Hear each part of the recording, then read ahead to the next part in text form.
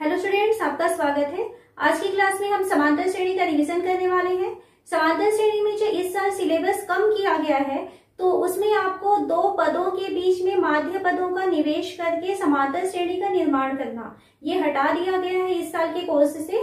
और साथ ही साथ में आपको समांतर श्रेणी के n पदों का योगफल ज्ञात करना, इसको भी हटा दिया गया है। तो यदि आप अपनी बुक में देखते हैं तो बुक में जो है आपका प्रश्नावली 1 पूरा पढ़ना है और प्रश्नावली 2 के शुरू के 3 या 4 क्वेश्चन तक ही आपको करना है। और उसके बाद में आपको 2 अंकों के बीच या 2 संख्याओं के बीच में माध्य पदों का निवेश करके समांतर श्रेणी निर्माण करना, इसको आपको नहीं देखना है। और प्रश्नावली 3 जो है आपकी बुक में अगर आप देखेंगे तो प्रश्नावली 3 जो है पूरी तरीके से इस साल के लिए उसको हटा दिया गया है। तो आपका सिलेबस काफी कम हो गया है, ठीक है। तो बहुत अच्छे से आपको इसको रिविजन करना है। और हम इसमें देखेंगे आज की क्लास में कि जो असाइनमेंट के क्वेश्चन आए थे समांतर श्रेणी वाले टॉपिक से, उसको भी एक बार हम रिवीजन कर लेंगे, क्योंकि असाइनमेंट के क्वेश्चन जो है हो सकते हैं आपके बोर्ड एग्जाम में फिर से पूछे जाएंगे। तो देखते हैं हम कि समांतर श्रेणी में क्या क्या चीजें होती हैं। तो सबसे पहले हम इसको समझें कि समांतर श्रेणी होता क्या है। समांतर श्रेणी का मतलब होता है ऐसी श्रेणी जिसके पदों में समान अंतर होगा, उसे हम कहते हैं समांतर श्रेणी। समान अंतर यानी हो सकता है कि पद बढ़ते हुए जाएं या हो सकता है पद घटते हुए जाएं, पर सभी पदों के बीच जो अंतर है वो समान होना चाहिए। एग्जाम्पल लेते हैं, जैसे मान लीजिए मैं स्टार्ट करती हूँ 5 से, 5 के बाद मैं लिख रही हूँ 7, फिर 9, फिर 11, फिर 13। तो इस तरीके से मैं एक श्रेणी लिख रही हूँ। तो यहाँ पर मैं क्या देख रही हूँ कि हर बार आने वाला पद अपने पहले वाले पद से 2 ज्यादा है, ठीक है। 7 में हम 2 जोड़ेंगे तो 9 मिलेगा, 9 में 2 जोड़ेंगे तो 11 मिलेगा। यानी हर एक बाद वाला पद जो है अपने पहले पद से एक निश्चित संख्या, और वो जो निश्चित संख्या है वो है 2। एक और एग्जांपल लेते हैं, मान लीजिए हम यहाँ पर लिखते हैं 10, उसके बाद में लिखेंगे 8, फिर 6, फिर 4, फिर 2, 0, -2। इस तरीके से हम एक श्रेणी का निर्माण करते हैं। अब हम इसमें क्या देख रहे हैं, हर बाद आने वाला पद जो है अपने पहले वाले पद से 2 कम हो रहा है। 8 से 2 कम करेंगे तो 6 मिलेगा, 6 से 2 कम करेंगे तो 4 मिलेगा। तो इस तरीके से हमको जो है एक श्रेणी मिल रही है, और उस श्रेणी के सभी पदों में एक रिलेशन है, एक संबंध है। क्या संबंध है कि सभी पदों के बीच जो अंतर है वो समान अंतर है, समान डिस्टेंस होता है। तो इस तरीके की जो श्रेणी होती है उसे हम कहते हैं समांतर श्रेणी। अभी समांतर श्रेणी में क्या क्या चीजें हैं, तो ये श्रेणी जहां से स्टार्ट होती है तो उसे हम कहते हैं प्रथम पद। ये हमेशा ध्यान रखेंगे उसके संकेत को, हमेशा प्रथम पद को हम स्मॉल a से प्रदर्शित करेंगे। फिर हम देखेंगे कि श्रेणी में सभी पदों के बीच जो एक निश्चित अंतर है उसे कहा जाता है सर्वांतर या सर्वांतर, ठीक है। इसको हम स्मॉल d से प्रदर्शित करेंगे। ये श्रेणी कहाँ तक जाके रुक रही है, या हो सकता है ये अपरिमित होगी या परिमित होगी, ठीक है। मान लीजिए श्रेणी जो है इसको मैं लिखती हूँ 10 पदों तक सपोज, ठीक है। तो 10 पदों तक इस तरीके से हम आगे चलते हुए जा रहे हैं। तो जितने पदों तक जाती है उसे हम कहते हैं पदों की संख्या।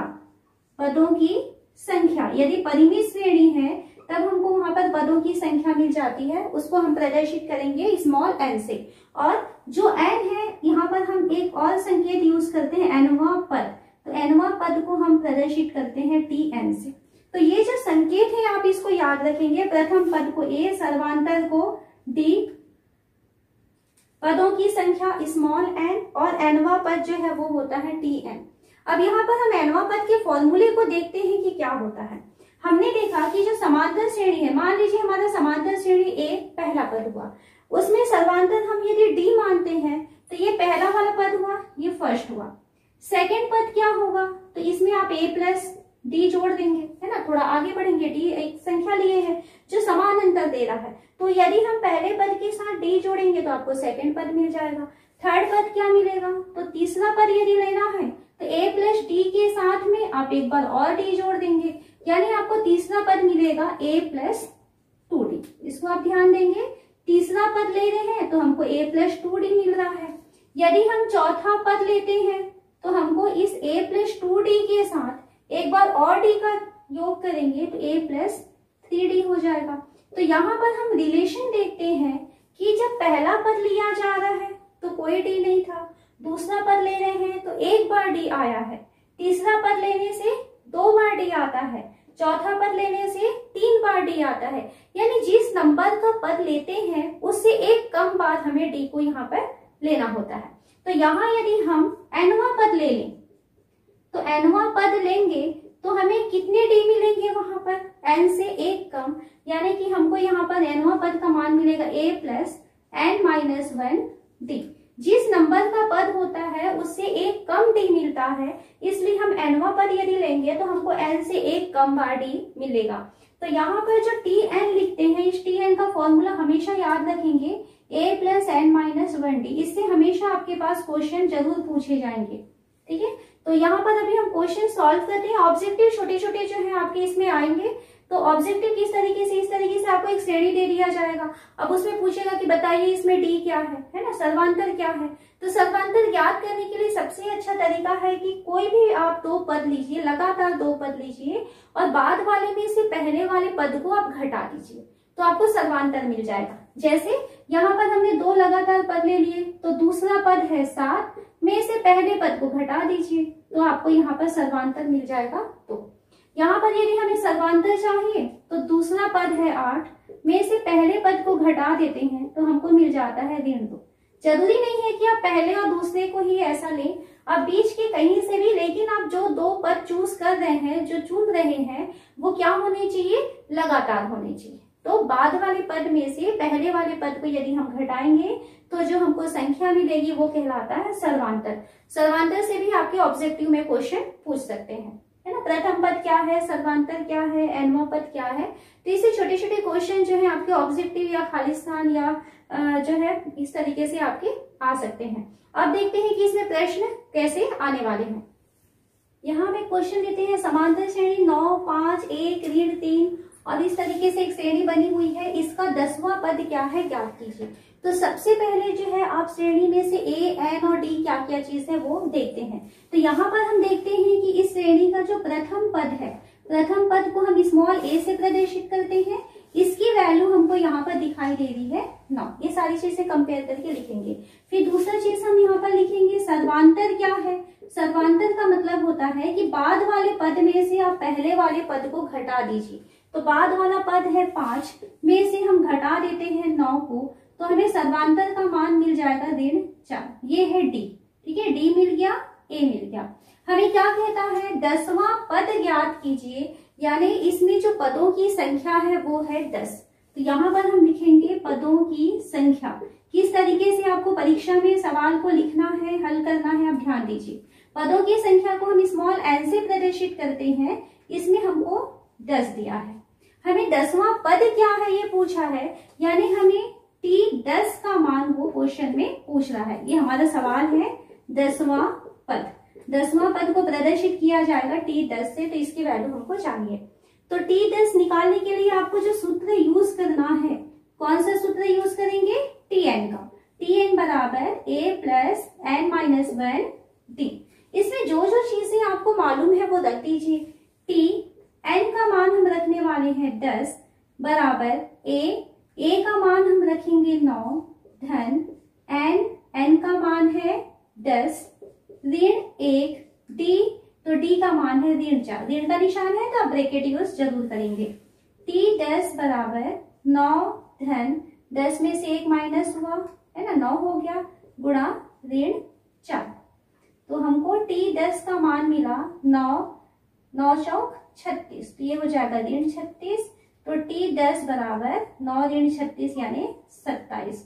तो ये श्रेणी का जो 10वां पद है क्या मिला हमको, ऋण 27। तो इस तरीके से आपको क्वेश्चन को सॉल्व करना है। छोटे छोटे क्वेश्चन है, आपको श्रेणी दिया जाएगा, श्रेणी में आप प्रथम पद पहचानेंगे, सर्वांतर पहचानेंगे, n का मान क्या है उसको पहचानेंगे और यहाँ पे Tn की वैल्यू को रखे हैं। इसके और क्वेश्चन सॉल्व करते हैं।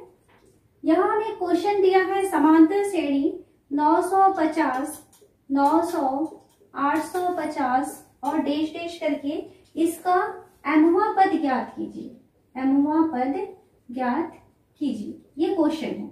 तो इस क्वेश्चन में सबसे पहले हमें क्या क्या जानकारी मिल रही है वो देखते हैं। तो हमें यहाँ पर जो है प्रथम पद लिखना है, तो यहाँ प्रथम पद हम ए से प्रदर्शित करेंगे। क्या दिखाई दे रहा है प्रथम पद? 950। उसके बाद हमें चाहिए यहाँ पर सर्वांतर की वैल्यू, तो सर्वांतर को हम स्मॉल डी से प्रदर्शित करते हैं। इसके लिए हम दूसरे पद में से पहले पद को माइनस करेंगे। दूसरा पद है 900 में से हम माइनस करेंगे 950 को, तो डी का मान हमको मिल जाएगा ऋण 50। ठीक है, आपको डी मिल गया, ए मिल गया। हमें क्या बोला है उसने? mवां पद ज्ञात कीजिए, तो हम यहाँ पर लिखेंगे पदों की संख्या, पदों की संख्या जिसको कि हम n से प्रदर्शित करते हैं, तो हमको सवाल में उसकी वैल्यू दी गई है m। हमें क्या चाहिए? mवां पद चाहिए, तो हमें चाहिए tm की वैल्यू। ये हमको क्वेश्चन दिया है, तो यहाँ पर हम सूत्र लिखते हैं। सूत्र जो याद किए हैं उसी फॉर्मूले को लिखेंगे। tn, n के फॉर्म में ही लिखिए, a plus n minus 1 d। अब यहाँ पे वैल्यूज रखिए, tn की जगह रखना है m बराबर a का मान है 950 धन n का मान m माइनस 1, d का मान है माइनस 50 बराबर 950। यहाँ पर ब्रैकेट ओपन करते हैं, तो ऋण 50m धन 50। ठीक है, 950 और 50 को जोड़ेंगे तो ये कितना हो जाएगा? 1000 हो जाएगा, ऋण 50m। तो यहाँ पर जो हमको क्वेश्चन में पूछा था कि mवां पद क्या है, तो यहाँ पे आप देख सकते हैं सॉल्व करने से हमको mवां पद जो है 1000 ऋण 50m मिल रहा है। नेक्स्ट क्वेश्चन है समांतर श्रेणी। हमें समांतर श्रेणी दिया है 8, 15, 22 का अंतिम पद 218 है। तो हमें क्वेश्चन पे कहता है कि पदों की संख्या ज्ञात कीजिए। तो इस क्वेश्चन में आपको पदों की संख्या पूछ रहा है। ये ध्यान रखिएगा, ये जो क्वेश्चन है आपको असाइनमेंट नंबर 2 में आया हुआ था। असाइनमेंट के जो क्वेश्चन आपके आए हुए हैं बोर्ड की तरफ से, वो क्वेश्चन आपको बहुत अच्छे से प्रिपेयर करना है। ठीक है, तो ये असाइनमेंट का क्वेश्चन है, ध्यान से समझेंगे इसको। यहाँ पर हमें आपको क्या दिखाई दे रहा है? प्रथम पद। प्रथम पद को हम ए से प्रदर्शित करते हैं। क्या मिला हमको? इसकी वैल्यू 8 के बराबर। इसके बाद हम लिखते हैं सर्वांतर। सर्वांतर को हम प्रदर्शित करते हैं डी से। डी के लिए आप क्या करेंगे? बाद वाले में से पहले वाले पद को माइनस करेंगे। बाद वाला पद है 15 में से माइनस करेंगे 8 को, तो डी का मान हमको मिल जाएगा 7। डी का मान मिल गया, ए का मान मिल गया। क्वेश्चन में हमको कहा है कि अंतिम पद 218 है। कितने पद है वो नहीं मालूम हमें, लेकिन जितने भी पद है उसमें लास्ट वाला जो पद है उसकी वैल्यू 218 दिया है।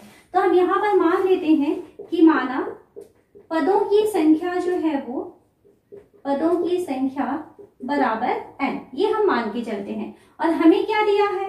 tn यानी जो nवां पद है उसका मान दिया है 218। इतनी चीजें हमको यहाँ पर दी गई है और n की वैल्यू को फाइंड करनी है ना। इसकी संख्या n है और n का मान को हमको ज्ञात करना है। अब देखिए tn का सूत्र क्या होता है? tn का सूत्र होता है, यहाँ पे हम फॉर्मूला लिखते हैं, सूत्र लेंगे tn बराबर होता है a धन n ऋण 1 t। इस सूत्र में आपको जो जो चीजें मालूम है वो आप रखिए। tn का मान मालूम है आपको 218 बराबर a का मान मालूम है 8 धन n हमें नहीं मालूम है तो n ही रहने देते हैं, n माइनस 1। d का मान दिया हुआ है 7, तो इसको हम लिखेंगे गुणा 7।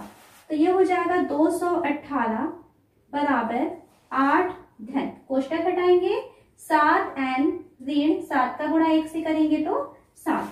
218 बराबर 8 में 7 माइनस होगा तो 1 धन 7n, ये हो गया।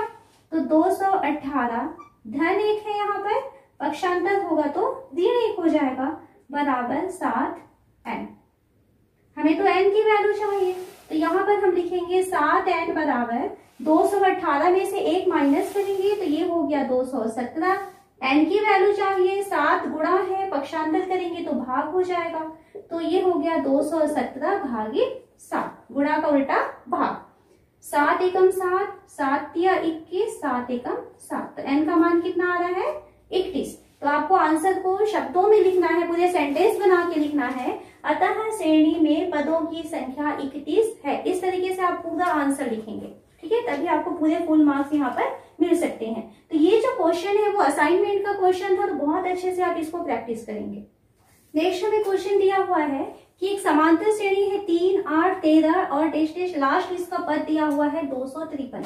तो इसमें हमें कहता है कि इस तरीके से श्रेणी दिया हुआ है तो अंतिम से 10वां पद क्या होगा। तो अंतिम से 10वां पद ज्ञात करने के लिए दो नियम है। सबसे पहले आप इसमें पदों की संख्या n ज्ञात कर लीजिए और पदों की संख्या जब n मालूम हो जाएगा तो उसमें आखिरी तरफ से 10वां नंबर का पद कौन सा है वो आप इसको निकाल सकते हैं। या दूसरा जो तरीका है वो ये हो सकता है कि आप श्रेणी को ही उल्टा कर देंगे। अगर श्रेणी को उल्टा करेंगे तो श्रेणी तो है वो समांतर श्रेणी ही बनी रहेगी, लेकिन इसमें जो प्रथम पद है वो चेंज हो जाएगा, क्योंकि उल्टा करेंगे तो आपकी श्रेणी इधर से स्टार्ट होगी और यहाँ पर वो खत्म होने वाली है। तो श्रेणी को उल्टा कर देते हैं जिससे कि प्रथम पद जो है वो आपको चेंज मिलेगा और साथ ही साथ इसमें सर्वांतर की वैल्यू जो है वो चेंज हो जाएगी। तो हम लोग सेकेंड तरीका इसका यूज करेंगे। तो यहाँ पर आपको यह समांतर श्रेणी दी गई है तो हम यहाँ पर लिखेंगे श्रेणी को उल्टा करने पर। तो श्रेणी को उल्टा करने पर जो ये श्रेणी है वो 253 है, ये लास्ट पद था वो स्टार्ट यहाँ से होगा और ये आखिरी में हो जाएगा 13, फिर 8, फिर 3। इस तरीके से हमारी जो श्रेणी है वो पलट गई। तो ये जो नई श्रेणी आपको मिली है ये भी समांतर श्रेणी ही होगा। तो ये भी क्या है, एक समांतर श्रेणी है। अब इस समांतर श्रेणी में हमको क्या क्या चीजें पता चल रही है। तो सबसे पहले आपको जो नई श्रेणी मिल रही है उसका प्रथम पद a का मान 253, ठीक है, यहाँ से स्टार्ट हो रही है। उसके बाद हम इसमें लेते हैं सर्वांतर। तो सर्वांतर के लिए आपको मैं बताई थी, सर्वांतर के लिए आप कोई भी दो पद ले सकते हैं, लगातार वाले दो पद, और बाद वाले पद में से आपको पहले वाले पद को माइनस करना है। चलिए हम इन दोनों को लेते हैं, ठीक है, एक के बाद एक आया हुआ है। बाद में कौन है 8, उसमें से किसको माइनस करेंगे 13 को। तो d का मान आपको मिल जाएगा ऋण 5। ओके, ये a का मान मिल गया, ये d का मान मिल गया। आपको क्या चाहिए, 10वां पद चाहिए। तो यहाँ पर आपको n का मान लेना है 10 और आपको निकालना है t 10 की वैल्यू।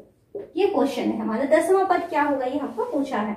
तो हम इसमें फॉर्मूला यूज करते हैं, tn बराबर होता है a plus n minus 1 d। Value रख दीजिए, n का मान है 10 बराबर a का मान है 253 धन n यानी 10 ऋण 1 गुणा d का मान आ रहा है ऋण 5। t 10 बराबर 253 धन ये हो जाएगा 9, 9 पंचे 45, तो धन और ऋण 45।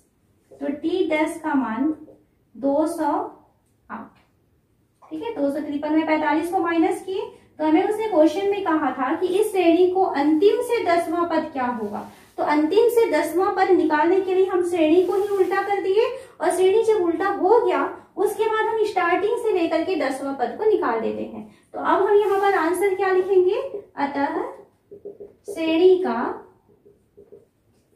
का अंतिम से 10वां पद बराबर 208 है। इस तरीके से आपको आंसर को पूरा सेंटेंस बना करके लिखना है।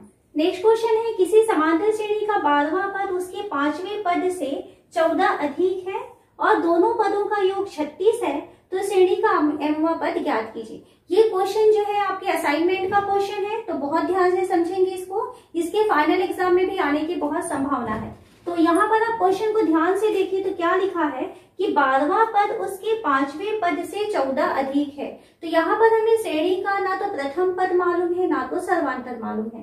तो हम यहाँ पर क्या करेंगे, हम इसको मान लेते हैं, माना प्रथम पद का मान, प्रथम पद बराबर a मान लेते हैं और सर्वांतर बराबर हम मान लेते हैं d, ठीक है, सर्वांतर बराबर d।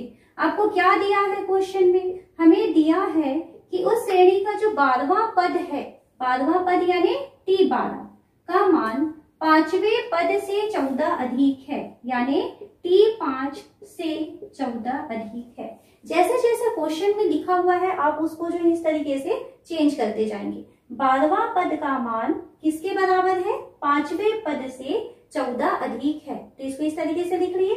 अब उसके बाद हम यहाँ पर सूत्र देखते हैं, हमको ये सूत्र पता है कि tn बराबर a धन n ऋण 1 t।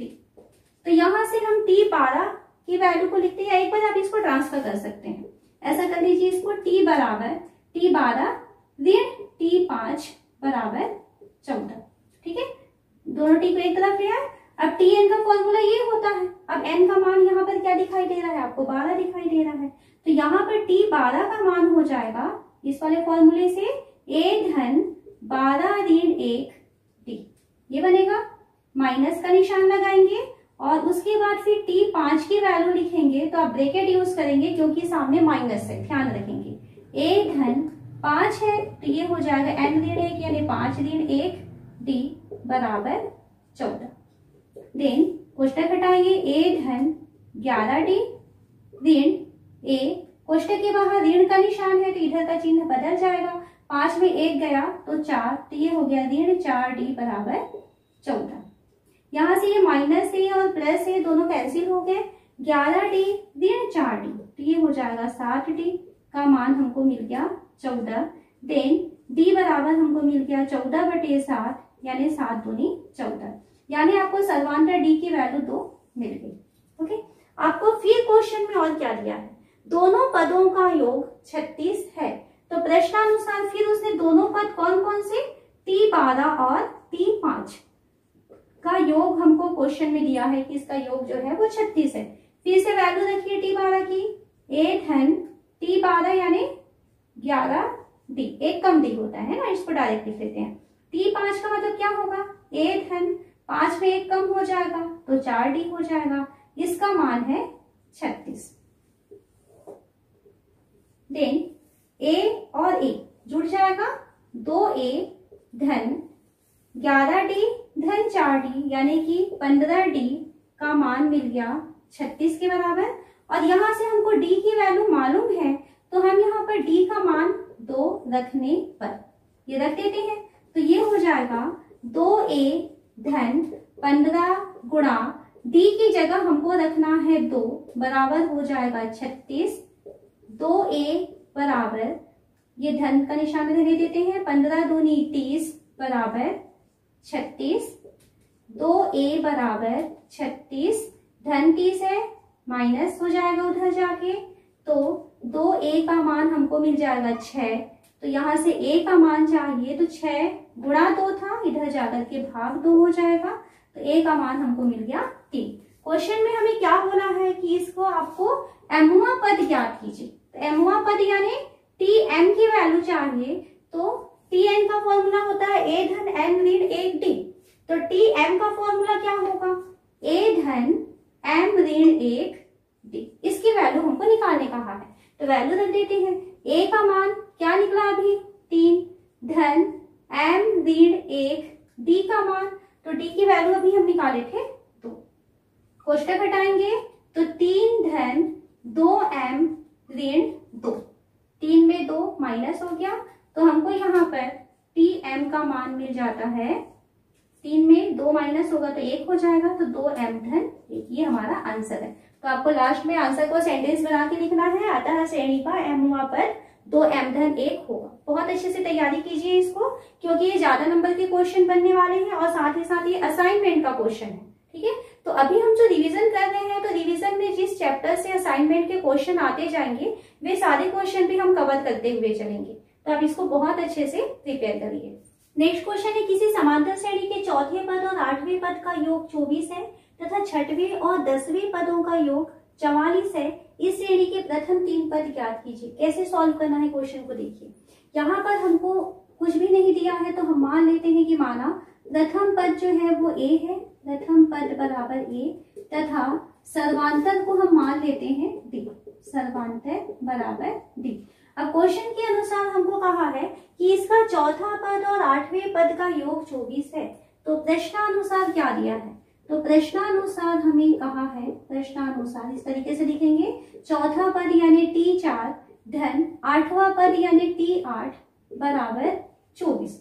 यहाँ पर हम फॉर्मूला यूज करेंगे, क्या फॉर्मूला होता है, Tn बराबर a plus n minus 1 t, इस फॉर्मूले का हम यूज करेंगे। तो यहाँ पर लिखेंगे ये सूत्र हमको यूज करना है।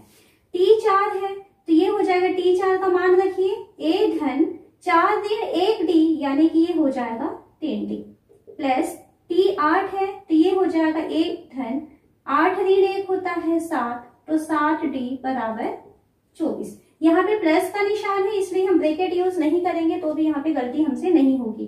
पर ध्यान रखना इसके पहले जो क्वेश्चन था माइनस का निशान था, इसलिए हम सेकंड वाला जो पद था उसमें हम ब्रैकेट यूज किए थे। ठीक है, इसका आप ध्यान रखेंगे। देन a और a मिलकर के हो जाएगा 2a धन 3d और 7d, ये हो जाएगा 10d बराबर 24। ये एक इक्वेशन मिल जाता है। पुनः हमें सवाल में क्या दिया हुआ है कि इसका जो है छठवें पद और 10वें पद का योग 44 है। तो पुनः t6 धन t10 बराबर 44, ये भी दिया है। t6 का मतलब क्या होगा, 1 धन 6 ऋण 1 यानी होगा 5d धन t10 का मान a धन 10 ऋण 1 यानी कि 9d बराबर 44। a धन a 2a हो गया, 5d धन 9d यानी ये 14d हो जाएगा बराबर 44। ये है सेकंड इक्वेशन। आपके पास दो समीकरण आ गए हैं। दोनों समीकरण में a और d जो है वो चर राशि दिखाई दे रही है। तो दोनों को सॉल्व करने के लिए आपके पास दो मेथड जो अभी इसके पहले हम पढ़े हुए थे, एक चरों का दो चरों के रैखिक समीकरण, ठीक है, जो आपका सेकंड चैप्टर था, तो उसमें हमने इसको पढ़े हुए हैं। या तो आप विलोपन विधि से सॉल्व करेंगे या तो प्रतिस्थापन विधि से इसको सॉल्व करने वाले हैं। अगर हम इसको विलोपन से सॉल्व करेंगे तो हम देखते हैं कि यहाँ a जो है इसका गुणांक 2 है और इसमें भी a का गुणांक 2 है। तो अगर हम इन दोनों इक्वेशन को विलोपन से सॉल्व करें तो किस तरीके से सॉल्व करेंगे, देखिए हम यूज कर रहे हैं यहाँ पर विलोपन विधि। तो विलोपन विधि जो है इसमें रिवीजन चैप्टर में भी आपको समझाई हूँ इसके बारे में, है ना, वीडियो उसका डला हुआ है, देखिएगा। ये पहला इक्वेशन को लिखते हैं 2a धन 10d बराबर 24 और दूसरा इक्वेशन को लिखते हैं 2a धन 14d बराबर 44। दोनों में हम देखते हैं कि a के गुणांक समान है लेकिन दोनों के चिन्ह भी समान है। तो चिन्ह यदि समान रहता है तो यहाँ पर हम लिखते हैं घटाने पर। घटाने पर नीचे वाली लाइन का चिन्ह या नीचे वाली इक्वेशन का चिन्ह बदल जाता है, ये माइनस हो जाएगा, प्लस है ये भी माइनस हो जाएगा, ये भी माइनस हो जाएगा। 2a ऋण 2a कैंसिल हो गया, 10d ऋण 14d, तो ये हो जाएगा ऋण 4d बराबर 24 ऋण 44, ये हो जाएगा ऋण 20।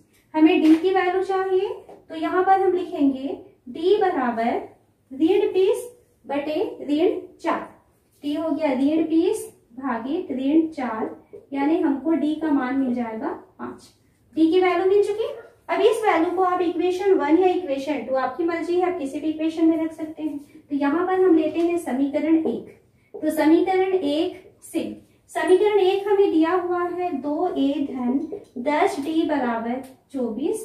तो यहाँ पर मान रखेंगे 2a धन 10 गुणा d का मान अभी निकाले हम 5 बराबर 24। 2a बराबर ये हो जाएगा 24, 10 पंचे 50 धन 50 है, उधर जाके हो जाएगा ऋण 50। देन 2a का मान 24 ऋण 50 यानी हुआ ऋण 26। तो हमें a का मान मिल जाएगा ऋण 26 बटे 2 यानी कि ऋण 13। a का मान मिल चुका, d का मान मिल चुका। क्वेश्चन में क्या कहता है, क्वेश्चन में हमको कहता है कि प्रथम 3 पद ज्ञात कीजिए। तो प्रथम 3 पद में अब हम पहला पद निकालते हैं। तो प्रथम पद यहाँ पे हम इसको ऐसे लिखते हैं फर्स्ट पद। पहला पद जो है वो क्या होता है a। दूसरा पद तो सेकंड पद क्या होता है a प्लस d।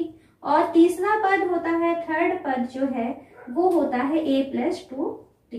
इसकी वैल्यू रखिए, a का मान अभी निकाले हैं -13, a प्लस d यानी -13 प्लस d की वैल्यू है 5, तो ये हो जाएगा -8। ये दूसरा पद है, ये पहला पद। और तीसरा पद चाहिए तो -13 प्लस 2d यानी कि 2 × 5, तो ये हो जाएगा -13 प्लस 10 यानी कि -3। तो इस तरीके से आपको श्रेणी के तीनों पद जो है, हमको जो पूछा हुआ था कि प्रथम 3 पद ज्ञात कीजिए, तो ये तीनों पद जो है -13, -8 और -3, इस टाइप के क्वेश्चन यदि आपके पास एग्जाम में आते हैं तो क्या करना है, जो क्वेश्चन दिया हुआ है उसमें से आपको सबसे पहले तो समीकरण बनाएंगे। समीकरण बनाने के बाद में आप इसको विलोपन या प्रतिस्थापन से सॉल्व करेंगे। a और d यानी कि प्रथम पद और सर्वांतर की वैल्यू मिलेगी। तो उसमें से आपको जो चीज से पूछ रही है उसके बारे में आप लिख सकते हैं। नेक्स्ट क्वेश्चन है, यदि a b c किसी समांतर श्रेणी के pवें, qवें और rवें पद हैं तो सिद्ध करना है a q - r plus B R minus P plus C P minus Q की वैल्यू 0 के इक्वल होती है। ये 2019 में पूछा गया था, तो ध्यान से समझेंगे क्वेश्चन को। तो यहाँ पर हमें ए बी सी जो है कौन सा पी क्यू और आरवी नंबर का पद दिया है। इस श्रेणी में आपको प्रथम पद और सर्वांतर के बारे में नहीं मालूम है। प्रथम पद हम मान लेते हैं, तो यहाँ पर स्टार्ट करते हैं। माना प्रथम पद बराबर कैपिटल ए। कैपिटल ए क्यों ले रहे हैं? क्योंकि स्मॉल ए का यहाँ पर क्वेश्चन में यूज हो चुका है। आप ध्यान रखेंगे, जो संकेत आपको क्वेश्चन में यूज हो चुके हैं उस संकेत को आपको दोबारा नहीं मानना है। तो हम इसको प्रथम पद को कैपिटल ए मान लेते हैं और सर्वांतर को हम मान लेते हैं सर्वांतर बराबर कैपिटल टी। यहाँ पर हमें टी एन का फॉर्मूला लिख लेते हैं, सूत्र एक बार। तो सूत्र होता है टी एन बराबर ए प्लस एन माइनस 1 टी, ये सूत्र होता है। ठीक है, अब हमें क्या दिया है? हमें कहा है कि पीवा पद स्मॉल ए है क्वेश्चन में, क्यूवा पद स्मॉल बी है और आरवा पद जो है वो स्मॉल सी है। तो हमें दिया है, क्या दिया है कि पीवा पद यानी टी पी का मान स्मॉल ए। तो यहां से हमको क्या मिलेगा? टी पी यानी A plus P minus 1 capital D का मान हमको दिया है स्मॉल ए। ये हो गया इक्वेशन 1। और क्या दिया है? टी क्यू यानी क्यूवा पद का मान स्मॉल बी है। तो टी क्यू फॉर्मूले में वैल्यू रखेंगे, तो ये हो जाएगा ए प्लस क्यू माइनस 1 डी बराबर स्मॉल बी। इक्वेशन 2 हो गया। और आरवा पद का मान स्मॉल सी है, यानी टी आर का मान सी दिया है, तो एन की जगह आर रखिए यहाँ पे फॉर्मूले में। तो ए प्लस आर माइनस 1 डी का मान है स्मॉल सी। ये तीनों इक्वेशन हम निकाल लिए, जहां से हमको ए बी सी ये तीनों की वैल्यू मिल जाती है। उसके बाद में हमें जो प्रूफ करना है उसके लेफ्ट हैंड साइड को लेकर के चलते हैं। तो लेफ्ट हैंड साइड क्या दिया है?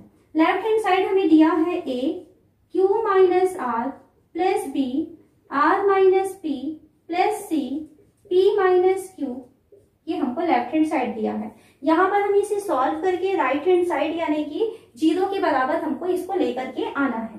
वैल्यू रखते हैं ए का, तो ए का मान ये देखिए, ठीक है, ये स्मॉल ए का मान है। तो इस ए के बदले में हम लिखेंगे capital A plus P minus 1 capital D, ये ए का मान हुआ। इसके साथ में है Q minus R, bracket close, plus B का मान रखते हैं। इक्वेशन 2 में आपको बी की वैल्यू मिलेगी capital A plus Q minus 1 D, उसके बाद में है ब्रैकेट में आर माइनस पी, इसके साथ मल्टीप्लाई है, ब्रैकेट क्लोज, प्लस सी का मान रखते हैं। इक्वेशन 3 में आपको सी का मान मिलेगा capital A plus R minus 1 D, ठीक है, और इसके साथ हमें करना है पी माइनस क्यू का मल्टीप्लाई। सॉल्व करते हैं। यहाँ पर आप देखेंगे थोड़ा सा आपको जो है लगेगा कि थोड़ा लेंथी प्रोसेस है, लेकिन आप एक एक चीजें करके निकालिए। यहाँ से देखिए ए का मल्टीप्लीकेशन हो रहा है किसके साथ? क्यू माइनस आर के साथ। यहाँ ए का मल्टीप्लीकेशन, पहले सभी के ए वाले को लिखिए। ए का मल्टीप्लाई हो रहा है आर माइनस पी के साथ, ए का मल्टीप्लाई हो रहा है पी माइनस क्यू के साथ। यानी ए को यदि हम निकाल दें तो यहाँ पर आपको इसके साथ मिलेगा क्यू माइनस आर, प्लस इस ए के साथ यहाँ आपको मिलेगा आर माइनस पी, प्लस इस ए के साथ तीसरे वाले में आपको मिलेगा पी माइनस क्यू। ये आपका ए का मल्टीप्लिकेशन कंप्लीट हुआ। फिर प्लस में जाते हैं, यहाँ पर हम डी लिखते हैं। इसके पास देखिए इसका सेकेंड वाले पद का इसके साथ जब मल्टीप्लाई होगा तो यहाँ पर आपको डी मिलेगा और एक बड़ा सा ब्रैकेट लेते हैं। क्या करने वाले हैं देखिए, इसके पास भी डी है, इसमें भी सेकेंड वाले के पास डी है, इसमें भी सेकेंड वाले के पास डी है, ठीक है। तो सभी में से अगर हम डी बाहर निकाल दें तो p माइनस 1 का मल्टीप्लाई q माइनस आर के साथ हो रहा है। p माइनस 1 का q माइनस आर के साथ मल्टीप्लाई हुआ। सेकेंड के पास चले, d को तो बाहर निकाल चुके, इसके पास क्या बचा है? तो प्लस q माइनस 1 बचा है, इसका मल्टीप्लाई हो रहा है r माइनस p के साथ। तीसरे में चलते हैं तो यहाँ से d तो बाहर निकाल चुके, इसके पास बचा है r माइनस 1, इसका मल्टीप्लाई हो रहा है p माइनस q के साथ, ब्रैकेट क्लोज। बहुत सावधानी से यहाँ से काम करेंगे तो आपको बहुत अच्छा लगेगा, ये बिल्कुल कठिन नहीं है। Minus r plus r cancel हो गया, minus p plus p cancel हो गया, minus q plus q cancel हो गया, ठीक है। यहाँ से हमको क्या मिला? a ब्रैकेट में कुछ भी नहीं है, मतलब क्या है? 0 की वैल्यू आ गया, प्लस ब्रैकेट के बाहर d बाहर निकला हुआ है। अब देखिए ब्रैकेट ओपन कीजिए, यहाँ से p का पहले मल्टीप्लाई करते हैं इन दोनों के साथ, तो क्या मिलेगा, P Q minus P R, ये मिला। फिर -1 का मल्टीप्लाई करेंगे तो माइनस क्यू प्लस आर, ये फर्स्ट का हमने ब्रैकेट ओपन किया, प्लस यहाँ से q का मल्टीप्लाई इन दोनों के साथ करेंगे तो Q R minus P Q, तो ये होगा Q R minus P Q. फिर -1 का दोनों से मल्टीप्लाई करेंगे तो minus R plus P, plus R का इन दोनों से करेंगे तो R P minus R Q minus R minus P plus Q bracket close. ये फर्स्ट वाला तो 0 हो चुका है, सेकंड में देखते हैं, ये पी क्यू है और ये माइनस पी क्यू है, कैंसिल हो गया, माइनस पी आर है, यहाँ पर आपको प्लस पी आर मिल रहा है, माइनस क्यू है, यहाँ पर आपको कहीं पर प्लस क्यू भी मिलने वाला है, ये देखिए प्लस क्यू आ गया है, plus R minus R plus Q R minus Q R. तो यहाँ पर इस लाइन में ये देखिए प्लस पी है और ये माइनस पी है। तो इस लाइन में देखते हैं कि पूरा जो है डी के साथ जो मल्टीप्लाई है वो क्या बन चुका है, 0 बन चुका। तो आपको यहाँ पर इसकी टोटल वैल्यू जो है वो 0 के बराबर मिल रही है, यानी हम राइट हैंड साइड तक पहुंच गए। तो हमें जो क्वेश्चन में पूछा था कि इसकी वैल्यू जो है वो 0 के इक्वल होती है, लेफ्ट हैंड साइड को लेकर के सॉल्व कर रहे हैं तो हमको राइट हैंड साइड यानी कि 0 की वैल्यू मिल जाती है। नेक्स्ट हम देखते हैं समांतर माध्य क्या होता है। तो यदि आपके पास दो संख्याएं दी गई है a और b, तो a और b यदि दो संख्याएं हैं तो इसके लिए समांतर माध्य का फॉर्मूला होता है a धन b बटे 2। ये हमेशा आप याद रखेंगे, यहाँ से आपके 2 नंबर के क्वेश्चन आ सकते हैं या ऑब्जेक्टिव या खाली स्थान से आपको इसके क्वेश्चन दे सकते हैं। तो यहाँ जैसे हमें क्वेश्चन देते हैं 4x और 6x का समांतर माध्य ज्ञात कीजिए। इसमें हम a को मान लेते हैं 4x, b को मान लेते हैं 6x। ठीक है, हमें क्या चाहिए, समांतर माध्य चाहिए। तो समांतर माध्य का फॉर्मूला है a धन b बटे 2। वैल्यू रख देंगे, पहली संख्या 4x धन दूसरी संख्या 6x बटे 2। 4x धन 6x यानी 10x बटे 2, कैंसिल हो जाएगा ये, तो इसकी वैल्यू आ जा रहा है 5x। आपको बस दोनों संख्याओं को जोड़ना है और जोड़ करके 2 से भाग देना है, तो आपको समांतर माध्य मिल जाता है। यदि ये 2 नंबर का क्वेश्चन आता है तो ये सारे स्टेप आपको लिखने होंगे। ठीक है, पहली संख्या को a मानेंगे, दूसरी संख्या को b मानेंगे, फिर उसका फॉर्मूला लिखेंगे, फिर मान रखेंगे, क्योंकि अगर वो 2 नंबर का है तो आपको वहां पर उस चीज को शो करना है। यदि ऑब्जेक्टिव या खाली स्थान आता है तो डायरेक्ट आप दोनों को जोड़िए, 2 से भाग दीजिए, तो लास्ट में आपका आंसर मिल जाएगा। और क्वेश्चन देते हैं इसका सेकंड क्वेश्चन आपको इसमें दिया हुआ है 1/2 और ऋण 1/2 का समांतर माध्य ज्ञात कीजिए। ठीक है, ये क्वेश्चन है। तो यहाँ पर आप कैसे सॉल्व करेंगे, a यानी 1/2, b यानी ऋण 1/2, पहली संख्या a और दूसरी संख्या b। एक बार फॉर्मूला लिखें, समांतर माध्य बराबर a धन b बटे 2। वैल्यू रखेंगे, a का मान है 1/2 धन b का मान है ऋण 1/2। कोष्टक यूज करेंगे क्योंकि ऋण आया हुआ है, बटे 2। 1/2 धन ऋण का गुणा ऋण 1/2 बटे 2। 1/2 में 1/2 माइनस हो जाएगा, तो इसकी वैल्यू कितनी हो जाएगी, 0। 0/2 यानी इसकी वैल्यू हमको माध्य जो है वो 0 मिल जाता है। लास्ट एक और क्वेश्चन सॉल्व करें। तीसरा क्वेश्चन हमें कहता है वर्गमूल 2 धन 1 और वर्गमूल 2 ऋण 1 का माध्य पद ज्ञात कीजिए। माध्य पद, ठीक है, तो आप क्या करेंगे, a का मान वर्गमूल 2 धन 1 लिख लीजिए, b का मान वर्गमूल 2 ऋण 1, ये लिख लिए। हमें समांतर माध्य चाहिए, फॉर्मूला लिखेंगे एक बार। तो समांतर माध्य बराबर ये होता है a धन b बटे 2। वैल्यू रखें, a का मान वर्गमूल 2 धन 1 धन b का मान वर्गमूल 2 ऋण 1, पूरे के बटे आ जाएगा 2। धन 1 और ऋण 1 कैंसिल हो जाएगा, वर्गमूल 2 और वर्गमूल 2 ये हो जाएगा 2 वर्गमूल 2 बटे 2। 2 से 2 कैंसिल हो गया, तो हमको इसकी वैल्यू मिल रहा है वर्गमूल 2। तो इस तरीके से आपके पास जो 2 नंबर के क्वेश्चन या ऑब्जेक्टिव क्वेश्चन जो आएंगे वो समांतर माध्य से आ सकते हैं। तो आपको कुछ नहीं करना है, बस दोनों संख्याओं को जोड़ना है और जोड़ करके 2 से भाग देना है। इस फॉर्मूले को याद रखिए। तो आज की क्लास में समांतर माध्य के टॉपिक से जो जो क्वेश्चन आ सकते हैं, जो बहुत इंपॉर्टेंट हैं, वे सारे क्वेश्चन हम देख चुके हैं जो हमारे सिलेबस में है। ठीक है, सिलेबस में आपको एनवा पद ज्ञात करना कहेगा, या फिर उसके सर्वांतर ज्ञात करने कहेगा, या समांतर माध्य ज्ञात करने कहेगा। इसमें जो है आपके स्टार्टिंग में मैं आपको बता चुकी हूँ, जो प्रश्नावली 2 है, प्रश्नावली 2 के शुरू के 2-3 क्वेश्चन है, उसके बाद के क्वेश्चन आपके सिलेबस में नहीं है। और प्रश्नावली 3 के सारे क्वेश्चन हटा दिए गए हैं, जिसमें आपको n पदों का योगफल ज्ञात करने के क्वेश्चन थे। वे सारे क्वेश्चन जो है आपके सिलेबस से हट चुके हैं। ठीक है, तो जितने क्वेश्चन हैं आप बहुत अच्छे से प्रिपेयर करिए। और यदि आप हमारे चैनल में नए हैं तो आप हमारे चैनल को सब्सक्राइब कीजिए और बेल आइकॉन को आप ऑल पे रखेंगे, ताकि आगे जो इसके जो रिवीजन वीडियो बनने वाले हैं, आगे के जो चैप्टर के रिवीजन वीडियो बनने वाले हैं, वो आपको सही टाइम पर मिल जाएगा। और ये वीडियो ज्यादा से ज्यादा आप अपने दोस्तों को भी शेयर करें।